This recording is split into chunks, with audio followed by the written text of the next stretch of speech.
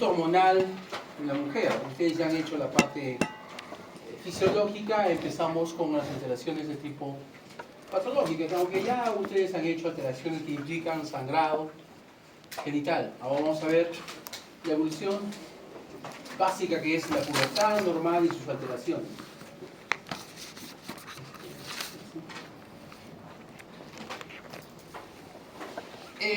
El tránsito de la vida no reproductiva, vale decir, la etapa fetal, la lactancia, la infancia, la niñez, se caracteriza por ser una etapa no reproductiva, habida cuenta que no hay posibilidad de que haya embarazo. Claro que si hay alteraciones, pudiera haber embarazo. Sabemos que somos famosos en muchas cosas de Perú, que el Papa es peruano. Igualmente en el ambiente médico tenemos a Lina Medina, que es tiene el récord de ser la mamá más joven del mundo, con 5 años. Embarazo de 5 años. Ustedes tienen familiares, amigos, conocidos, niñitas de 5 años. Es imposible, no cabe en la cabeza que pueda embarazarse, pero tenemos ese récord, habida cuenta que existe una patología que se llama la pubertad precoz, que hace que el inicio de la pubertad, que normalmente es después de los 9 años, según para ciertas poblaciones, 10 años, 11 años, se estima que hasta los 8 años puede arrancar una pubertad normal, pero 5 años, 4 años no. O sea, pero tampoco es suficiente que haya pubertad precoz. Tiene que haber el otro factor terrible que implica problemas de sociedad, ¿se entiende? Entonces el periodo es la transición de la infancia a la vida adulta, de la niñez a la vida adulta, aunque una niña ya puede estar menstruando, puede serlo. Si se entiende que una niña puede ser hasta los 10, 11 años, perfectamente puede alcanzar a que inicia la pubertad y automáticamente se vuelven en madre, ¿no? Pero que una infante no sea, no pues. Entonces, ¿qué depende? Depende básicamente del influjo, de la parte genética que puede despertar antes, si es precoz, o puede retrasarse si es tardía, teniendo un tiempo aproximado de 8 a 12 años, ¿no?, donde puede arrancar la pubertad. ¿Cuál es el signo principal? Es la aparición de los caracteres sexuales secundarios y finalmente que se determine y se establezca la capacidad reproductiva. Depende de la maduración del hipotálamo, cambios en los ritmos circadianos, de la secreción de la GnRH, secreción de las hormonas esteroideas, reinicio del feedback gonadal negativo, eje de retroalimentación estrogénica. Todo esto es la teoría que todos nosotros hemos aprendido desde fisiología. ¿Por qué se da el ciclo menstrual? Pero el inicio básicamente es por maduración del hipotálamo. El sistema de la vía de relación, o sea, todo el sistema nervioso central, ojo, todos los 5 sentidos, todo tiene que ver finalmente con la maduración. Por los ojos, la luz, el estímulo; por los oídos, el sonido, y así. Todo lo que nosotros aprendemos, ¿no?, entra por los 5 sentidos. Y su contenido tiene una carga emocional tal que puede estimular ciertos centros muy sensibles genéticamente establecidos. Si una mujer está totalmente en penumbra, oscuridad, por ejemplo en los polos, donde raras veces, o hay noches enteras, la madurez, la pubertad se retrasa. Donde hay mucha luz, la pubertad se adelanta. Las mujercitas que son flaquitas, ¿no?, que tienen que ver con el hambre, con múltiples actividades que tienen que ver con el peso, si son flaquitas, se retrasa; si son gorditas, se adelanta. Entonces son muchos los factores que influyen, pero dentro de un intervalo normal, que es muy propio de cada población, ¿no? Por ejemplo, en la población anglosajona demora más, ¿no?, por ejemplo de 10 a 14 años. En la población asiática y en la población nuestra puede arrancar desde los 9 años, se adelanta un poco más, Eso de respecto a la raza. Pero respecto a múltiples factores, tiene mucho que ver con el inicio de la pubertad. Factor genético, que tiene que ver con la raza.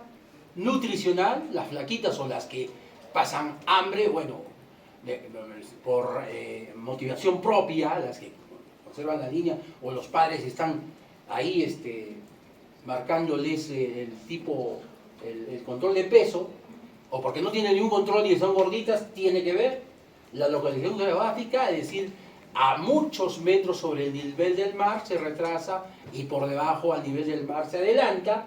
La exposición a la luz ya mencioné, la salud en general. Si un niño, una niña, el niño también, porque también es pubertad en el varón, si un niño o una niña está con algún padecimiento crónico, se le retrasa la pubertad.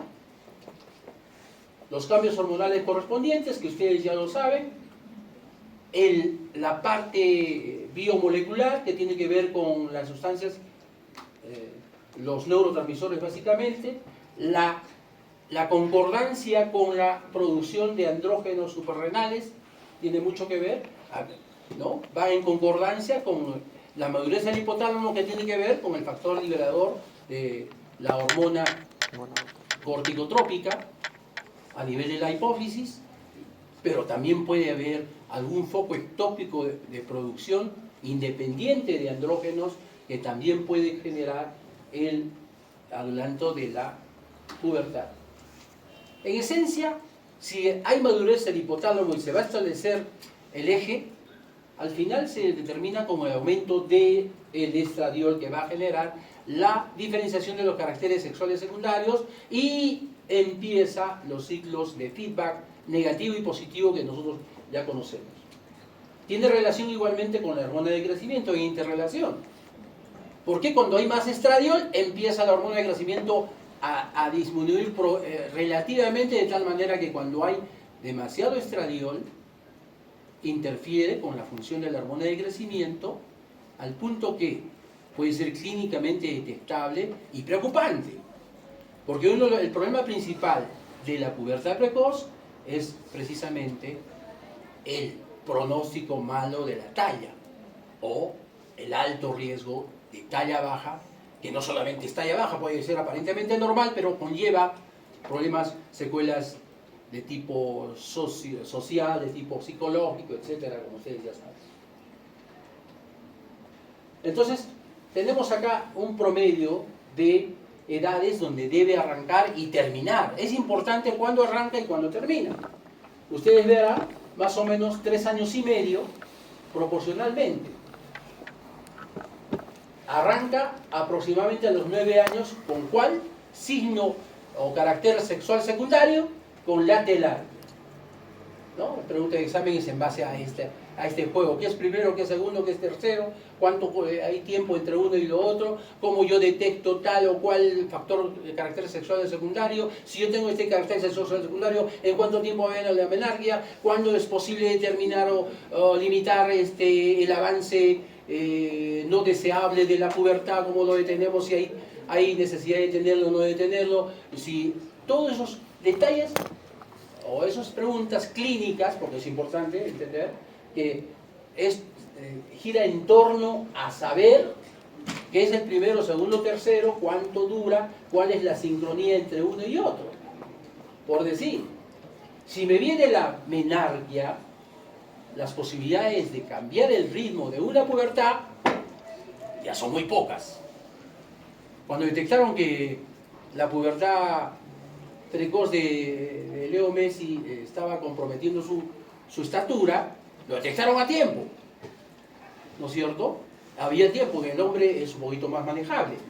Pero si una mujercita empieza a tener la menarquia, ya la cosa es tardía.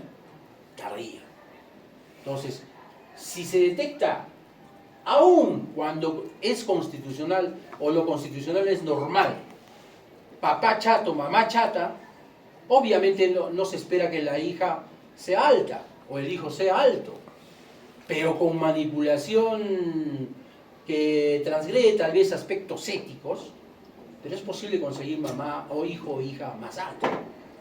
Es más, hay ese motivo y hay esa preocupación en la consulta privada. Sí, pues, papá y mamá chatos, yo conozco varios casos, y los hijos por lo menos salen de manera normal, con manipulación, sabiendo estos detalles de la pubertad.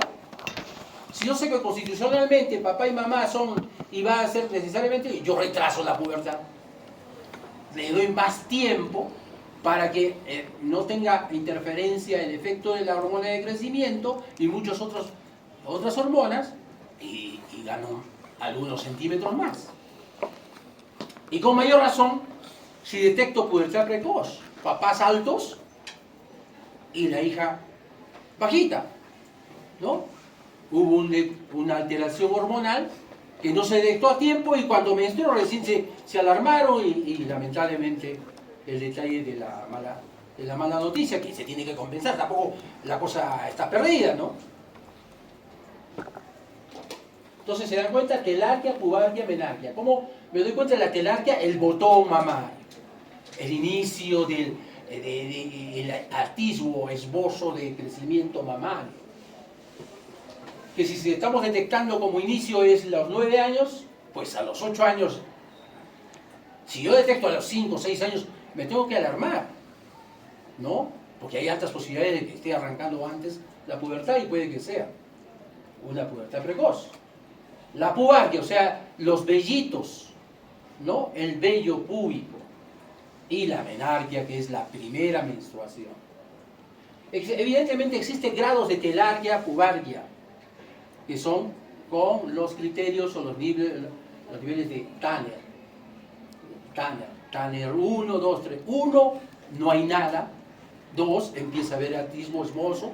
3 ya es una situación intermedia, porque 4 ya es un vello de una adolescente. Bueno, un adolescente puede tener ausencia de caracteres sexuales secundarios, indicativo en función de su edad que esté retrasándose. El retraso de la pubertad también es un problema, ¿no? No tan grave si todo está normal, pero generalmente dentro de la pubertad retrasada hay pacientes con amenorrea, y entonces tenemos que entrar a la otra situación. Los cambios correspondientes, cambios durante la pubertad, esencialmente el crecimiento, el estiramiento, y ahí vienen los criterios de Tanner para determinar, en este caso, por ejemplo, la pubarquia. No hay, bien leve, moderada, en buena cantidad, estadios. Vamos avanzando. El desarrollo mamario, ¿no? El estadio 1 no es como el estadio 0, es estadio 1 no hay nada. Y el estadio 5 ya es el estadio del adulto.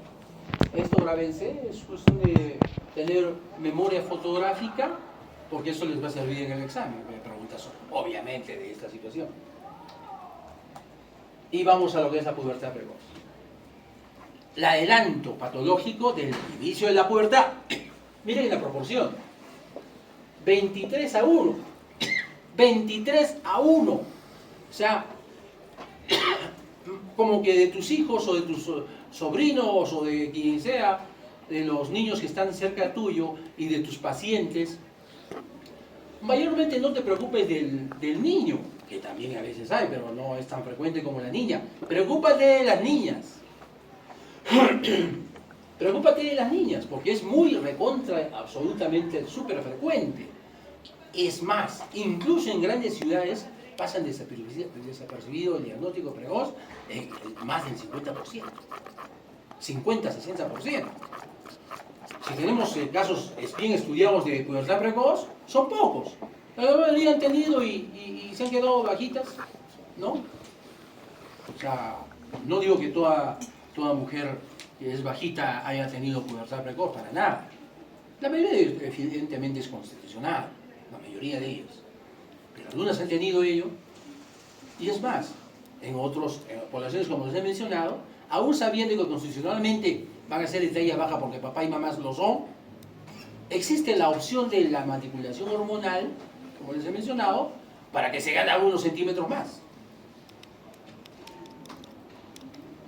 El estudio, esencialmente el diagnóstico, ¿no? ¿A qué hora arranca el botón mamario? ¿A qué hora empezó el vello pubiano?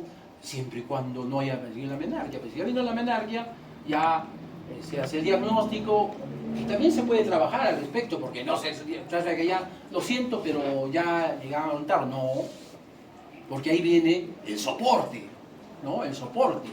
No es tampoco una cosa grave, ya se acabó el mundo, para nada.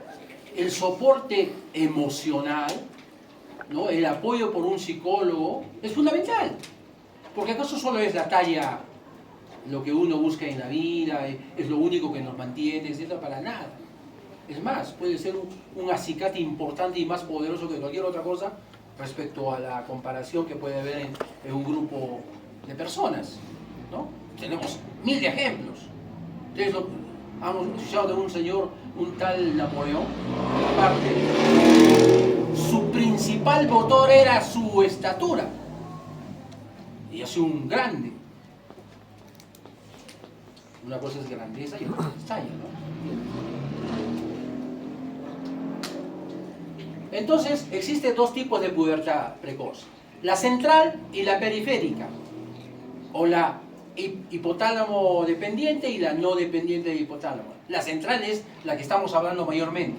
La periférica es la que por algún problema hormonal ectópico, digamos una hiperplasia suprarrenal congénita, un tumor de ovario, un tumor de cualquier otra parte que produzca estrógenos o sexocorticoides, arranca la pubertad, ¿no? Eso es mucho menos, estamos hablando de la pubertad central, ¿no? Porque puede haber, pues, dentro de las causas principales de pubertad precoz central, es la que tiene que ver básicamente con el hipotálamo. El tratamiento esencial es detectar precozmente y detener el avance.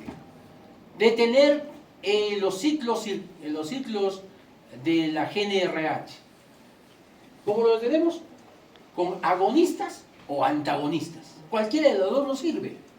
Porque ustedes saben que básicamente tenemos que sacar del foco central a la GNRH, al foco productor de GNRH, que no haya los pulsos de GNRH. Al no haber pulsos de GNRH, por más que haya cantidad de GNRH, no tiene efecto sobre el hipotálamo y sobre los ovarios y no se produce estrógeno. Porque el cuco, el enemigo principal en la pubertad precoz, que arranca, que está en proceso, son los estrógenos. Tenemos que detenerlos.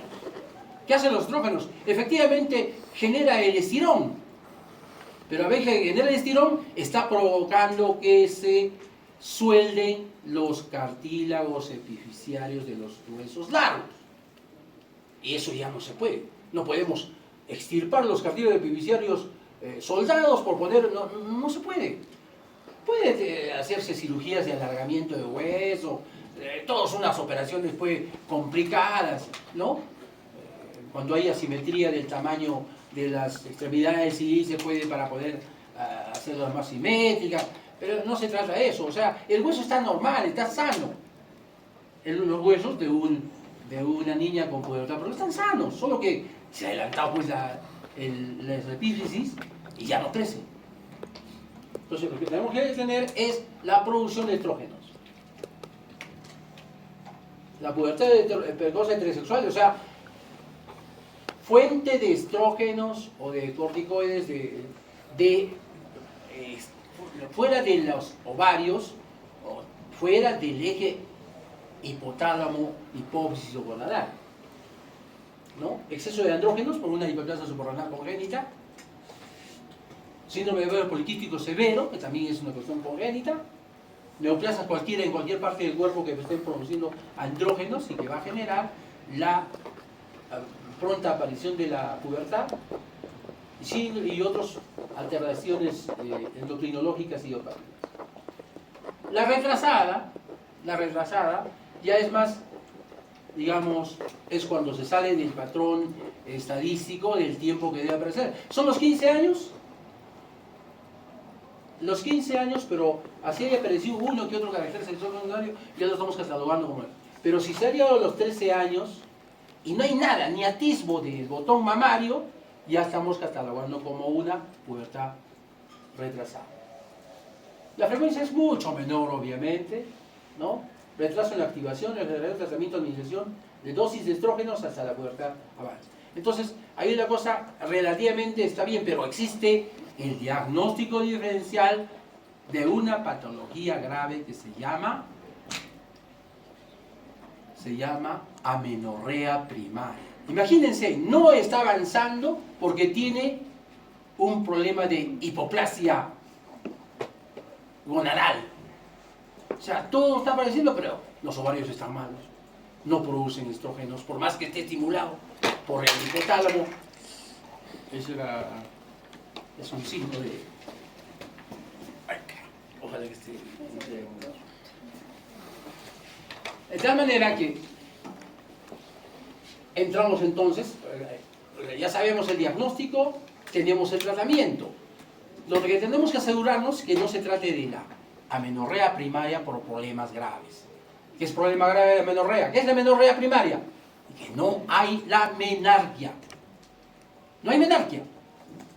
¿Qué es amenorrea secundaria? Por lo menos ha habido menarquia, por lo menos. Luego va a haber la primera menstruación, bueno, aunque no haya habido después nada, ya se convierte en amenorrea secundaria. ¿No? Es el lado fisiológico y el lado patológico.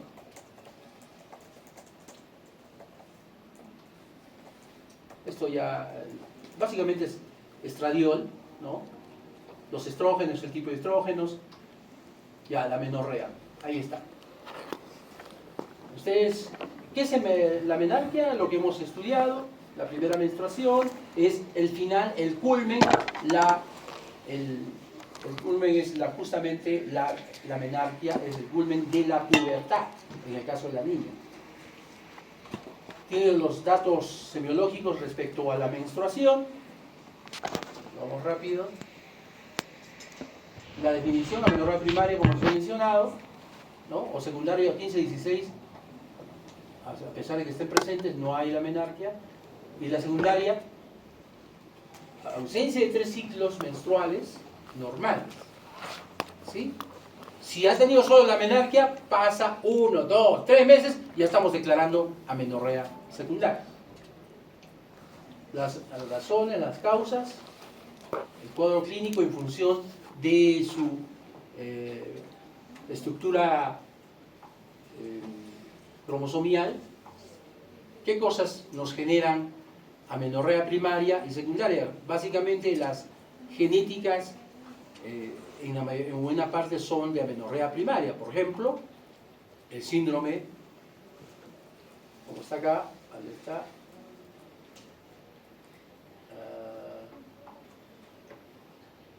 El síndrome de Turner. ¿Qué estructura cromosomial tiene el síndrome de Turner? 45 X0. ¿Sí? O sea, normalmente tenemos 46, tiene 45, no tiene los dos cromosomas sexuales, solo tiene uno. Y la característica fundamental, además de talla baja, de cúbito valgo, el cuello alado, esencialmente es la amenorrea primaria porque hay disgenesia gonadal. Anteriormente era una cosa perdida, ¿no? Pues ya va a ser bajita, va a tener sus estigmas de tipo de los caracteres sexuales secundarios, pero ahora, con el avance de la medicina, ya no se puede reconocer a una paciente con síndrome de Turner. Ya sus estigmas han sido tratados, operados, y ya no se nota. Ni siquiera está talla baja. Puede manipularse incluso la hormona de crecimiento y salen de eso. Todo es cuestión de tener interés por sacar a una persona, que puede ser mi hija, puede ser mi sobrina, puede ser el familiar de cualquiera, y entonces si tiene capacidad de tener servicios médicos, se puede hacer, ¿no? E incluso se puede embarazar, ¿no? Porque existe la ovodonación, no serán sus propios óvulos, pero será la ovodonación, y los óvulos donados son 46XX, ¿no es cierto? Se fecundan y tiene su útero medio hipoplásico, se estimula con hormonas, y tiene un útero normal, crece el embarazo y tiene una niña o un niño 46 XX u XY. Entonces, es importante el diagnóstico temprano para poder determinar y poder asumir la amenorrea secundaria. Tenemos la más frecuente, ¿no? Donde hay las amenorreas hipergonadotróficas, normogonadotróficas y amenorreas hipogonadotróficas, en función de los caracteres sexuales secundarios que en la amenorrea secundaria ya están definidos, ¿no? Y ¿qué pasa? Que empieza a crecerse, a aumentar la secreción de FSH y LH. O estar en niveles normales o estar bajos. ¿Qué puede generar aumento de la FSH y producir amenorrea?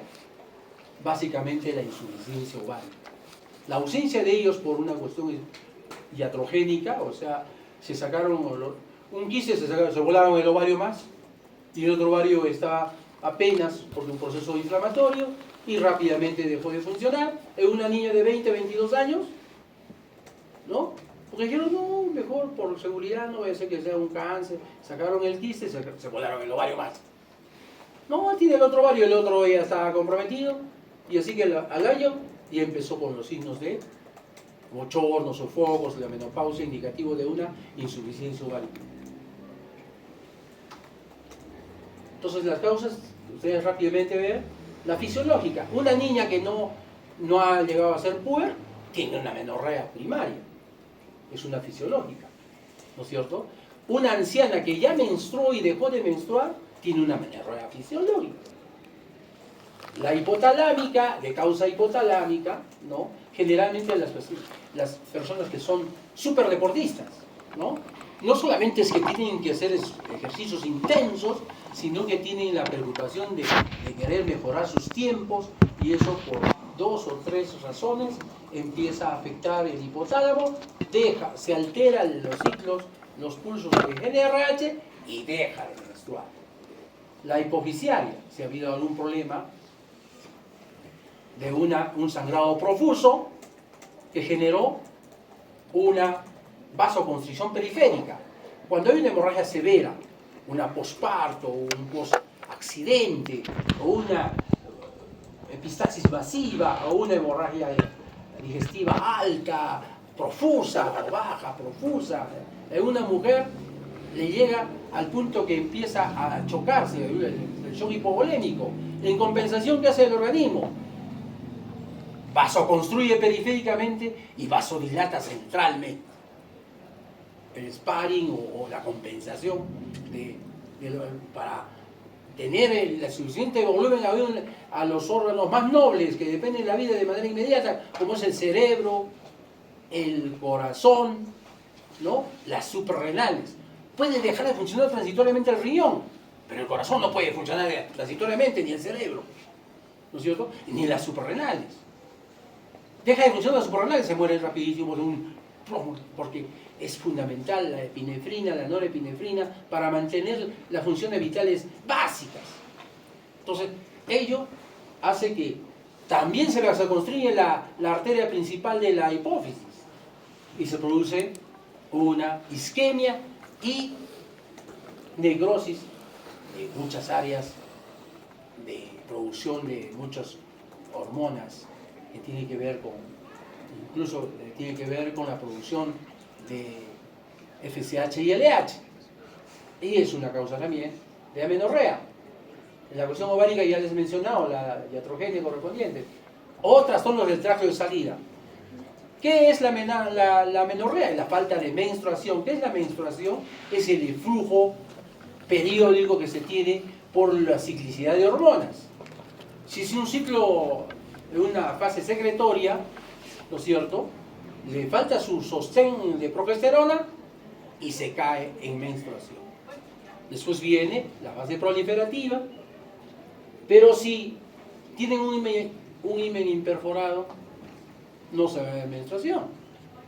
Si tiene un tabique vaginal transverso, vaginal, no se va a ver menstruación. Si tiene ausencia de útero, no se va a ver menstruación. Hay producción de estrógenos en los ovarios.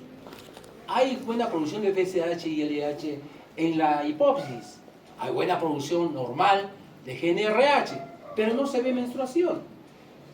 Trastornos del tracto de salud. La amenorrea fisiológica, en estos casos también. La hipotalámica.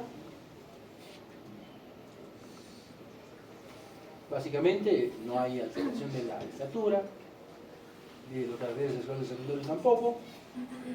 Los de origen genético, ¿no? El síndrome de Kalmer, donde hay anosmia, ¿no? Hay disgenesia gonadal, anosmia, talla baja. Si hay anosmia, o anósmica, son señoras que vivieron bajitas, que no menstruan, que nunca han menstruado y que tienen problemas que se les quema el arroz. Es como un...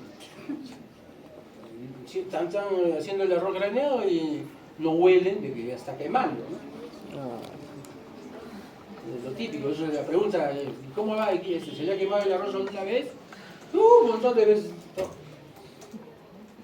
Porque tienen problemas del olfato, ¿no? El tratamiento, terapia de reemplazo hormonal. Las causas endocrinas, ¿no? Son poco, es del 15 al 30%, no es tan poco. Amenorrea hipotalámica funcional, lo he mencionado, en los casos de los atletas.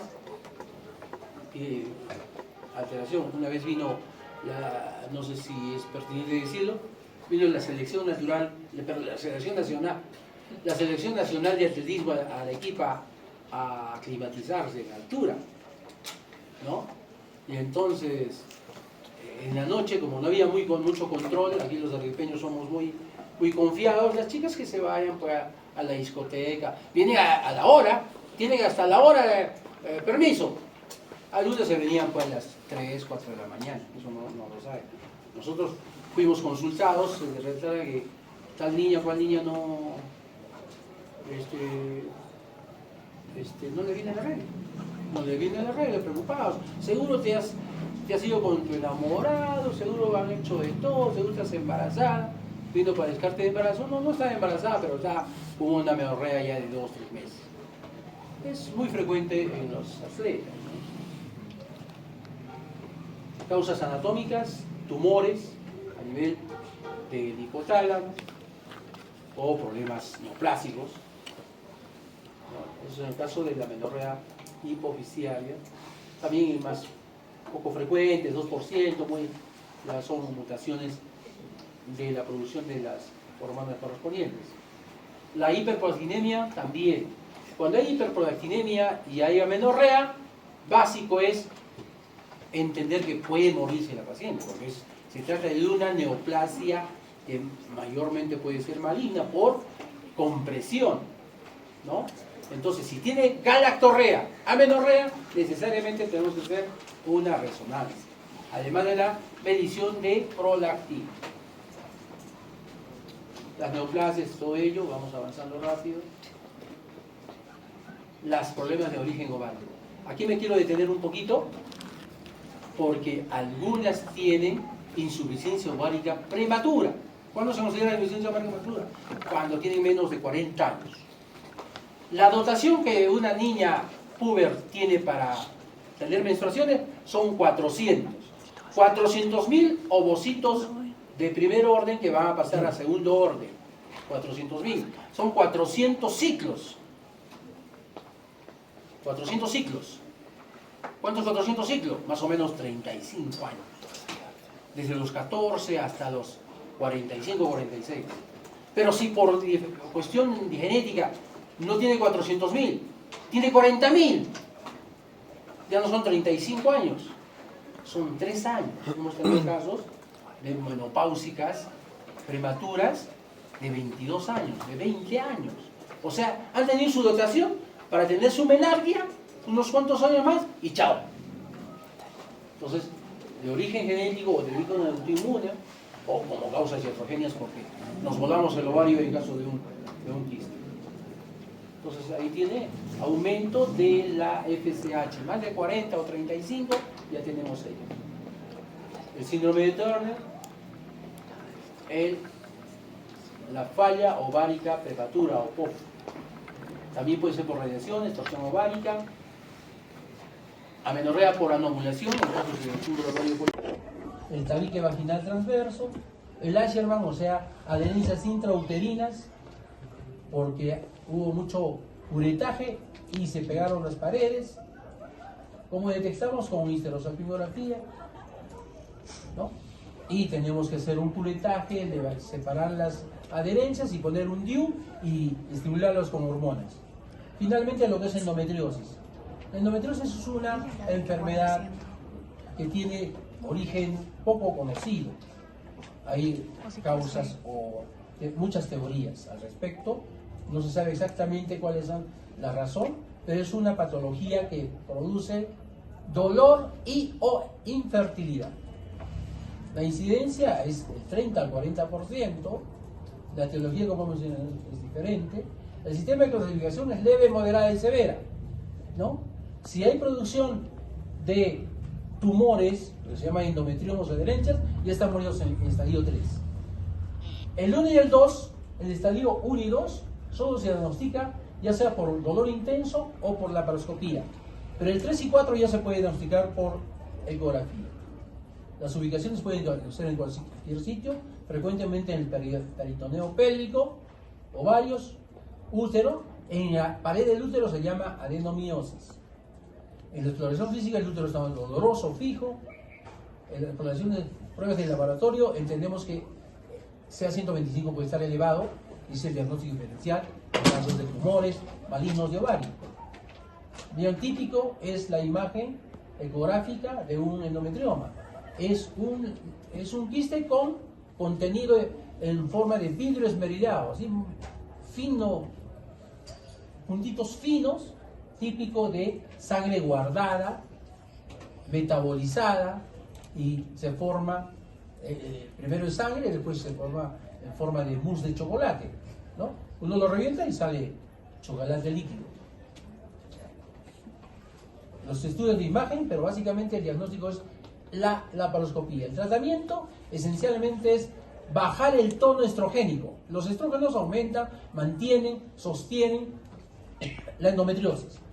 ¿Cuál es nuevamente el problema por el cual vienen los pacientes a la consulta? Es dolor o infertilidad. No puedo embarazarme, doctor. Le hacemos los estudios, encontramos endometriosis. Me duele demasiado. ¿Cuáles son los dolores? Dismenorrea, dispareunia, dolor pélvico crónico y dificultad para embarazarse. Las 4 Ds: dispareunia, dismenorrea, dolor pélvico crónico, dificultad para embarazarse. El tratamiento, si es dolor, desde AINES hasta cosas más potentes, ¿no? Como pueden ser los morfináceos, antiestrogénicos como el danazol, como los inhibidores de la aromatasa. Y si esto no da resultado, tenemos que ir al tratamiento quirúrgico. El tratamiento quirúrgico básicamente es la laparoscopía, y si el dolor es mucho, incluso tenemos que sacar útero, trompas y ovarios, o por lo menos deshacernos de los topos endometriósicos que están comprometiendo y generando dolor o infertilidad. En caso de infertilidad no vamos a sacar el útero, pero sí podemos sacar los focos endometrióticos, liberar las adherencias y procurar de que la relación fimbrio-ovárica sea la más adecuada para que haya embarazo. Y si las trompas y los ovarios están comprometidos, nos vamos al in vitro.